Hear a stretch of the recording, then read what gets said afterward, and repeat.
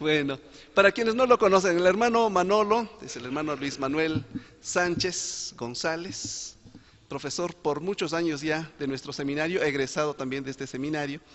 Tenemos el gusto de tenerlo hoy para predicar la palabra. En el bimestre anterior no estuvo impartiendo ninguna clase. Bueno, por eso los de primero no han de conocerlo, o posiblemente algunos sí, pero a partir de este bimestre está enseñando la materia de hermenéutica, así que van a pasar preciosos momentos con el hermano Manolo. Él trae, él trae hoy la predicación de la palabra. Hermano Manolo, muchas gracias, qué bueno que está con nosotros hoy. Gracias a Dios.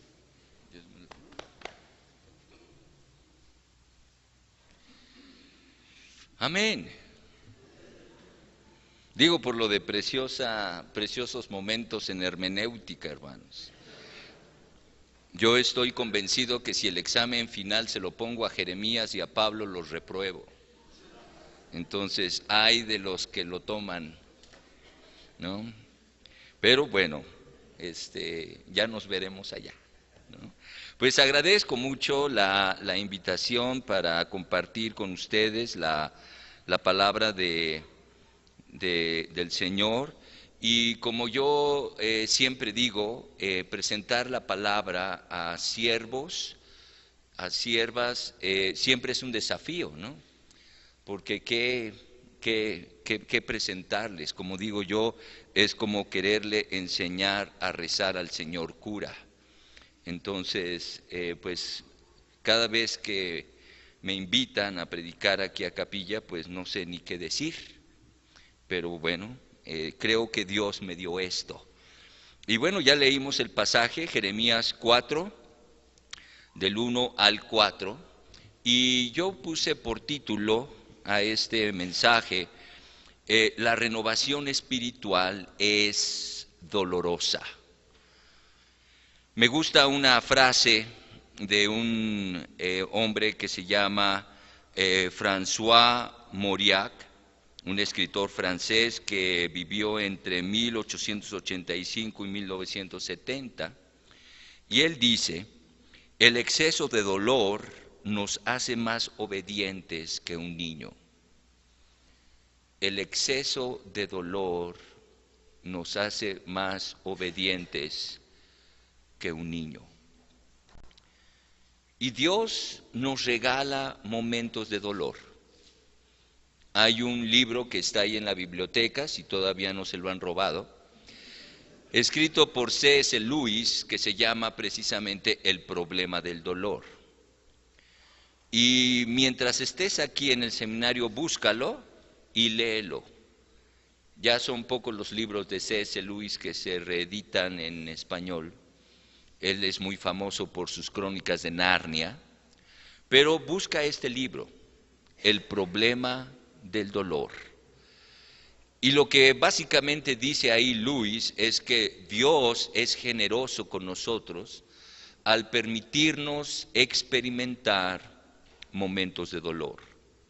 Ve el dolor, y yo sé que es difícil, para mí me es muy difícil ver el dolor como algo necesario y positivo en mi vida. Luis obviamente va a decirlo con mucho más detalle y poniendo allá diferentes aspectos del dolor, pero el dolor es algo que debemos verlo como una bendición. Dios nos permite el dolor. No siempre el dolor es consecuencia de nuestras malas decisiones. Puede ser simplemente una forma en la que Dios nos está llamando. Una de las frases que aparecen en este libro de C.S. Lewis dice: Dios nos susurra en nuestra conciencia. Dios nos habla en nuestros deleites, pero Dios nos grita por medio del dolor. Y cuando algo duele, Dios está llamando. Dios está queriendo llamar tu atención. Por eso yo creo firmemente esta idea de que la renovación espiritual es dolorosa. Les voy a pedir que abran sus Biblias en este pasaje que ya leímos, que Gaby nos invitó a leer juntos. Jeremías capítulo 4, versículos del 1 al 4. Imagina un oso en una trampa y un cazador que por misericordia quiere liberarlo. El cazador intenta ganarse la confianza del oso, pero no puede, por lo que debe dispararle dardos tranquilizadores, dardos de anestesia. Sin embargo, el oso cree que lo están atacando y que el cazador intenta matarlo. No comprende que hace esto por compasión. Luego, para sacar al oso de la trampa, el cazador debe empujarlo más adentro de la trampa para liberarlo de la tensión del cable. Si en ese momento el oso estuviera semi-inconsciente, estaría más que convencido de que el cazador es su enemigo, por ocasionarle sufrimiento y dolor. Sin embargo, el oso está equivocado porque su entendimiento es muy limitado. ¿Cómo puede alguien estar seguro de que esta no es una analogía entre nosotros y Dios? Muchas veces Dios hace lo mismo que el cazador y no podemos comprender las razones, así como el oso no puede entender las motivaciones del cazador. Así como el oso pudo haber confiado en el cazador, así nosotros podemos confiar en Dios. Hay dolor enviado por Dios que nos conduce a una renovación espiritual. Sí, hay dolor que resulta en beneficio. Hay dolor que nos hace recapacitar, reflexionar y cambiar. Hay dolor que si somos sabios y dóciles, nos guiará a un momento de decisión y de allí a una renovación profunda, sincera, definitiva. La renovación espiritual muchas veces está precedida por una experiencia muy dolorosa, una experiencia que quisiéramos evitar, pero que es necesaria. El pueblo de Israel, en los tiempos del profeta Jeremías, se encontraba muy lejos de Dios. Probablemente estos fueran de los tiempos más tristes de la historia del pueblo de Israel. Ellos adoraban falsos dioses y practicaban la injusticia social, cometían abusos comerciales y muchos vivían en inmoralidad sexual. En una palabra, el pueblo estaba en una depravación espiritual y moral.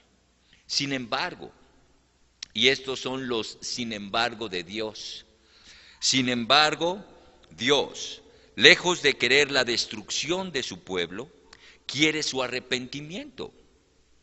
Dios no quiere acabar con su pueblo.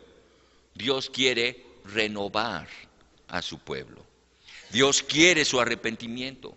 Dios quiere que todos se vuelvan a Él de todo corazón y renueven sus votos de fidelidad, que cambien su manera de pensar y de actuar. Es decir, Dios los llama a una renovación espiritual. Yo no sé cómo estés tú en este día o en estos días, pero lo que yo sí te digo es que todos los días son momentos clave para una renovación espiritual. Yo no sé. Tal vez por el mucho trabajo, ahorita compartía con hermana Eli, con hermano Misael, muchas veces el trabajo nos agobia, muchas veces las presiones en el ministerio, en el seminario, con los profesores de hermenéutica y todo eso, nos saturan. Y a veces, como dice el refrán, por estar tan ocupados en la obra del Señor, descuidamos al Señor de la obra. Entonces yo te invito a que reflexiones en tu propia vida y veas si es necesario que el día de hoy haya en ti una renovación espiritual. ¿Qué elementos incluye una renovación espiritual profunda? ¿Qué aspectos hay que considerar para un verdadero arrepentimiento? Bueno, pues vamos a ver qué nos dice aquí Jeremías y de qué forma nosotros podemos aplicar esto a nuestra vida. Él invita al pueblo a volverse a Dios. Entonces, en primer lugar, la renovación espiritual demanda un retorno sincero a Dios. La renovación espiritual demanda un retorno sincero a Dios más de 1050 veces.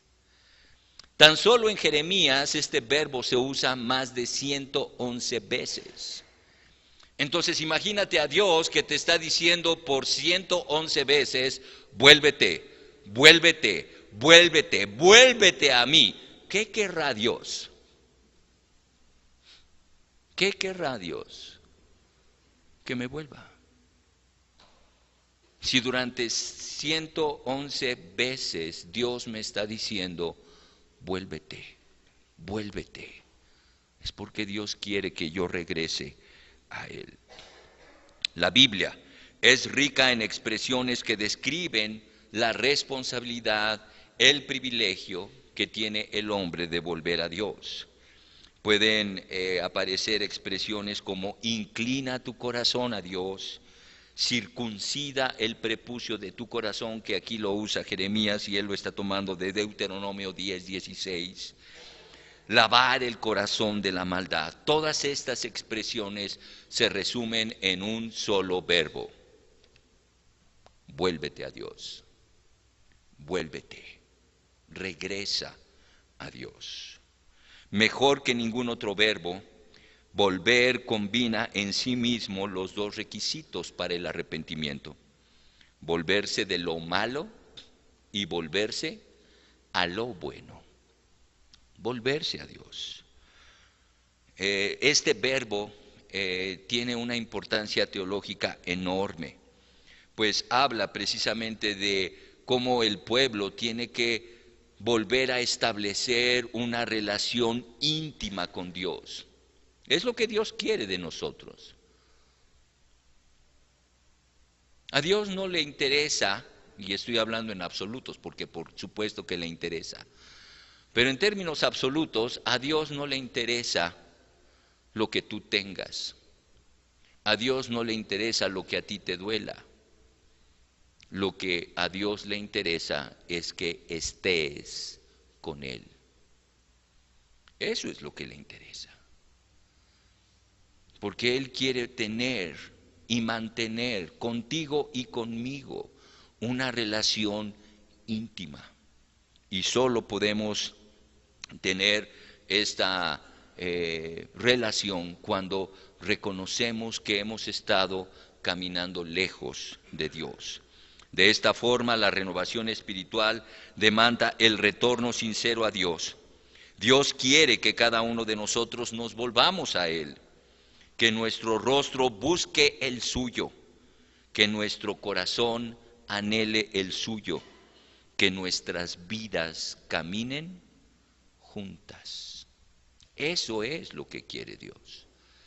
Y si hay algo que yo te pudiera, a lo que te pudiera invitar en esta mañana, es precisamente a eso.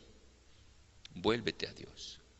Ahora, muchas veces nosotros no entendemos a cabalidad lo que es volverse a Dios. Y hay dos aspectos que quisiera que no pensáramos en ellos. Primero, debemos de enfatizar tres elementos fundamentales en el tema del arrepentimiento. El primero de ellos, arrepentimiento no es remordimiento. ¿Qué es el remordimiento? Remordimiento es sentirte mal por lo que hiciste. Que el arrepentimiento lo incluya, sí, pero ahí no termina el arrepentimiento. Muchas veces tú y yo nos sentimos mal por lo que hemos hecho, nos sentimos mal por lo que no hemos hecho y hay un dolor en nuestro corazón, pero hasta ahí llegamos.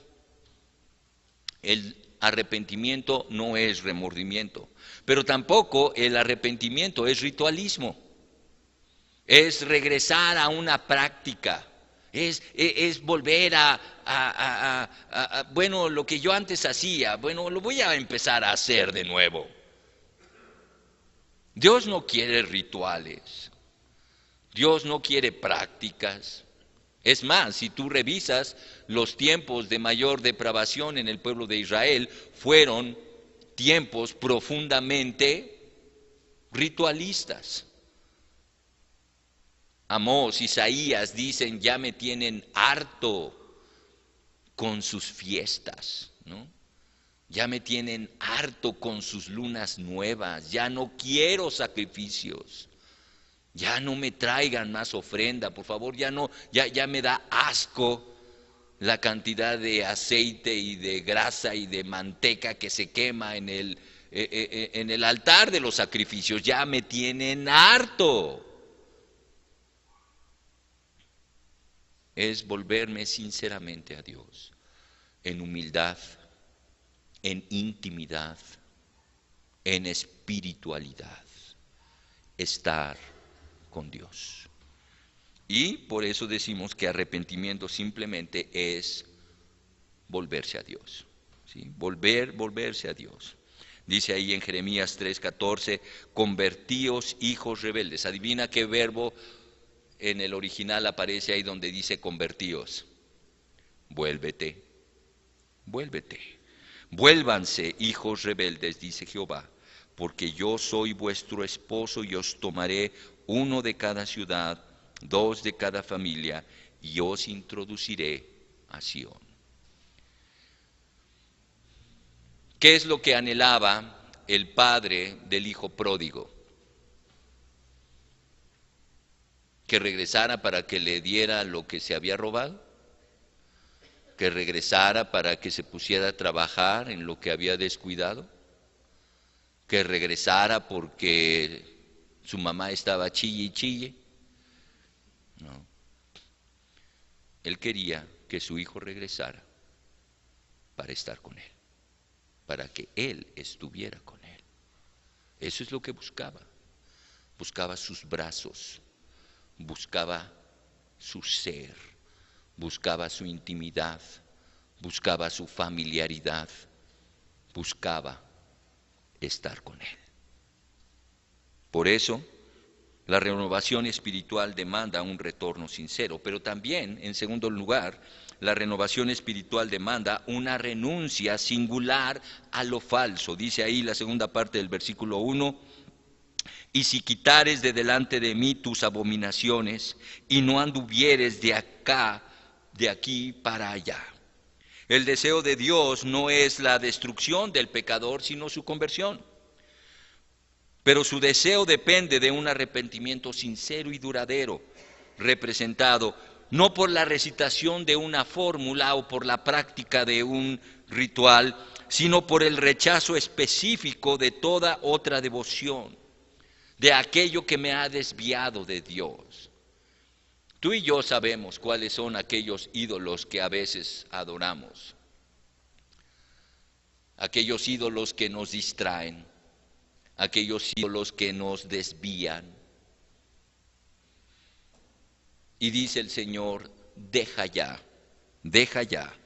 estas abominaciones. A mí me impresiona en la historia bíblica Manasés, este rey, hijo de un buen rey, de Ezequías. Su padre fue buen rey. Digo, bueno, comparando cómo eran los demás, no fue el mejor rey, pero era un buen rey. Y algo que me da nervios, ¿se acuerdan que Ezequías recibe palabra profética de que va a morir? Y él ora y le pide a Dios no morir.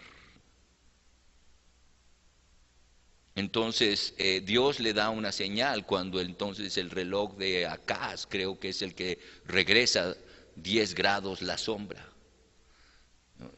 Si yo entiendo bien, el planeta Tierra se movió Y Dios prolongó la vida de Ezequías, creo que por 15 años más. Y cuando Manasés subió al trono, creo que él tenía 12 o 13 años de edad. ¿Qué quiere decir? Que si Dios no le hubiera concedido la plegaria de su corazón y hubiera muerto en la fecha que iba a morir, Manasés nunca hubiera nacido. Pero por la oración que él hizo, nació Manasés. A veces nuestras oraciones tienen consecuencias que nosotros ni nos imaginamos. Y Manasés fue un rey perverso.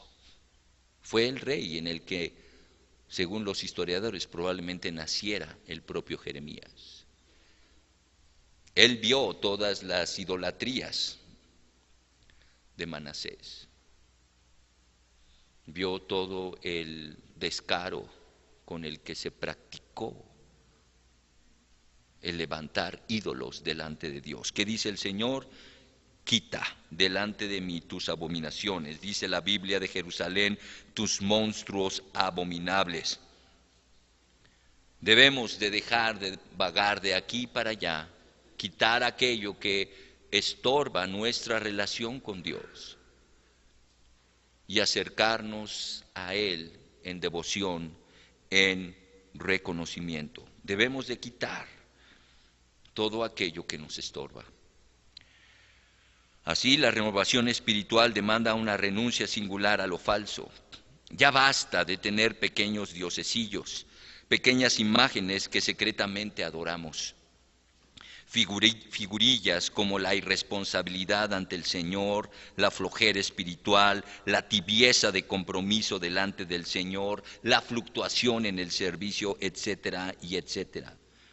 No podremos experimentar una verdadera renovación espiritual mientras no renunciemos definitivamente a aquello que es falso delante de Dios. En tercer lugar, la renovación espiritual demanda una rectitud sistemática de vida. Dice ahí el Señor, y dijeres, verso 2, y jurares, vive Jehová en verdad, juicio y en justicia. Entonces las naciones serán benditas en él, y en él se gloriarán. Si dijeres y jurares, vive Jehová. Si quitamos los dioses, el Señor vive. Si quitamos los ídolos, el Señor prevalece. Y aquí Jeremías era un extraordinario teólogo, porque aquí va a poner 3 términos fundamentales en la relación testamental que tiene el pueblo con Dios. Él habla de verdad, juicio y justicia. Estos términos son clave para la comprensión de la teología del Antiguo Testamento. En verdad es de donde viene nuestra palabra amén. Verdad en hebreo es emet. Amén. Describe algo sólido, algo pesado, algo que tiene sustancia. Nuestra relación con Dios se da en términos de verdad, en términos de sinceridad, en términos de solidez con Él, una relación verdadera. Pero también habla de la justicia. Aquí para los hebreos es la palabra mishpat, que habla de una comprensión del gobierno, tener una relación en justicia con Dios es reconocer que Él es Dios y que yo soy siervo. Mishpat me habla de esa idea de gobierno que está sobre mí.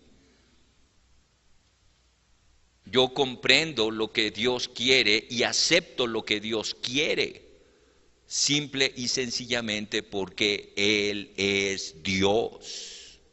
Nada más. Si yo no establezco una relación de justicia con Dios, yo voy a querer ordenarle a Dios. Yo voy a querer jugar con Dios. Pero más bien relacionarme en términos de justicia con Dios es reconocer que Él manda y yo obedezco. Así de sencillo. Y en el tercer término que traduce aquí por justicia, puedes bien traducirlo por rectitud. Y aquí habla del comportamiento de la persona, la rectitud en la que debemos de vivir. Por eso, la renovación espiritual demanda una rectitud sistemática de vida, una vida delante de Dios llevada en verdad, llevada en juicio o comprensión de su gobierno y en rectitud de vida. La palabra rectitud en hebreo está describiendo algo que está tieso, que no se mueve, que permanece. Rectitud de vida. Así, la renovación espiritual demanda una rectitud sistemática de vida. La renovación espiritual debe de tener su manifestación clara y específica en la manera de vivir del creyente. La renovación espiritual no es una expresión de sentimientos y emociones, sino de un cambio de vida y de compromiso total con Dios. Salmo 15. Pregunta ahí el salmista, ¿quién habitará en tu monte santo? ¿Quién subirá al monte de Jehová? Y si tú te fijas, las descripciones que empieza a dar allá el salmista son puras descripciones de la manera de vivir.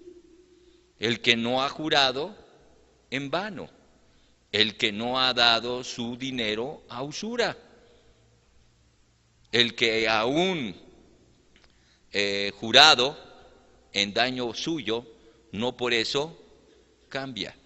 Yo ahí traduzco, ni aún tocándote bailar con la más fea, no la sacas, ¿no? Revisa Salmo 15. Es puro compromiso ético delante de Dios. Y finalmente, una renovación espiritual demanda una reprimenda solemne y dolorosa. A veces Dios nos tiene que dar duro. Y ahí es donde viene el dolor. En los versos 3 y 4, Jeremías aquí pone dos ejemplos de dolor. El primero de ellos dice, arad campo para vosotros. ¿Qué es lo que pasa cuando tenemos que arar? Bueno, si tú eres campesino o sabes algo del campo, sabes que para que una parcela sea fructífera, lo que hay que hacer es romper la capa dura que está sobre el terreno, quitar las piedras, arrancar la mala hierba, sacar las piedras. Y esta idea de arar, esta idea de dañar la tierra. Hay una técnica que se llama, usted anda creo que por ahí en eso, hermano, que le llaman tumba, roza y quema, que es tumbar, roza es escarbar y quemar el terreno. ¿Para qué? Para que sea fructífero. Y eso duele. Si el terreno quisiera ser maltratado, no diría, pues mira, mete el arado y quebrántame. No. Muchas veces Dios tiene que meter su arado espiritual en nuestras vidas y a veces hacernos surcos de dolor. Y a veces nos trata como hablábamos de nuestro oso hace rato, ¿no? Y la segunda experiencia dolorosa está en el verso 4. Circúndense delante de Jehová y quiten el prepucio de vuestro corazón. La circuncisión es dolorosa. Yo tuve la experiencia de un joven de la iglesia que se iba a casar y fue a ver al médico y le dijo, bueno, pues si vas a tener ya una vida sexual activa, porque él hablaba de que constantemente tenía problemas en sus partes verendas, dicen los clásicos, ¿no? Entonces fue al médico y le dijo, pues mira, lo que yo te recomiendo es que te circuncides, yo te puedo circuncidar. Él ya tenía 20 y tantos años. Y él vino conmigo y me dice, ¿cómo ves, Paz? Pues, ¿qué quieres que te diga, mi rey? El que quiere azul celeste, pues que le cueste, ¿no? Y el doctor le dijo, esto es para evitar algún tipo de desgarre en el prepucio y que después tengas una fuerte complicación ahí y te tengamos que operar de emergencia. Entonces le dije, se llama Julio, le dije, Julio, pues o con el doctor o con un rabino, son los especialistas. Pero si quieres vivir feliz con Lili, su esposa, pues yo que tú lo hacía. 8 días anduvo caminando como charrito ponciano. Él no toleraba nada, ¿no? Nada. Y entonces fui con Lili, su esposa, y le dije, sí que te ama, sí que te ama y también quiere que sean felices. Entonces, circuncídense. La circuncisión y el arar son experiencias de dolor. Dios les dice, aren campo para vosotros y circunciden el prepucio de su corazón. De esta forma, la renovación espiritual demanda una reprimenda solemne y dolorosa que ablande el corazón endurecido por el pecado. Un corazón que permanece duro es insensible a la voluntad de Dios, pero un corazón suave y sensible podrá recibir la preciosa semilla del arrepentimiento y de la renovación. Concluyendo, Andre Agassi es un exjugador estadounidense de tenis que nació en Las Vegas. Agassi se retiró a los 36 años de edad, esto en el 2006, y ganó más de $30 millones en premios y fue clasificado número 1 en el ranking mundial de tenistas profesionales. Agassi es considerado uno de los más grandes tenistas de todos los tiempos, ganador de todos los torneos del Grand Slam, un total de 8 títulos, y se convirtió en el único jugador en ganar Grand Slam en 4 superficies. Sin embargo, Agassi fue un rebelde desde su juventud, un irreverente muchacho marcado por estridentes vestimentas y su larga melena rubia. Sin embargo, fue labrando el camino del éxito con un brazo derecho impresionante.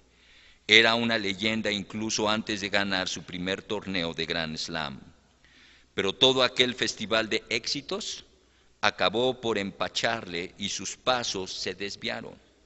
Su vida se convirtió en un sinfín de asuntos que nada tenían que ver con el tenis. Tuvo idilios con varias estrellas del cine y acabó casándose con Brooke Shields, que le llevó de la mano por la vida disipada de Hollywood, de fiesta en fiesta, y acabó pagándolo muy caro. Por 2 veces su clasificación mundial sufrió graves caídas, la más severa en 1997, cuando acabó el año en el puesto 140 del ranking mundial, después de haber sido el número 1. Allí tocó fondo. Había que empezar de nuevo, pero ¿por dónde empezar? La prensa especializada ha ocultado el secreto, pero la realidad es que el principio de la conversión de Agassi fue romper su matrimonio con Brooke Shields. Volvió su rostro a Dios y se acercó a Él de manera inequívoca. Cambió su porte, arregló su apariencia, lavó su rostro y aceptó la fe en Jesucristo. con todas sus consecuencias. La televisión no pudo evitar que las cámaras pasaran varias veces de la pista a un palco donde su mejor amigo, un pastor negro, en cada partido oraba por Agassi. Cuando ganó la increíble final del torneo Roland Garros contra Andrei Medvedev, Agassi, arrasado en lágrimas, abrazó a su rival largo rato mientras lloraba. Luego se dirigió a su silla de pista y se arrodilló ante Dios y ante el mundo, que puesto en pie le aplaudía. Permaneció varios minutos de rodillas en un acto que no tenía nada de teatral. Así obra Dios, el Dios de la Biblia.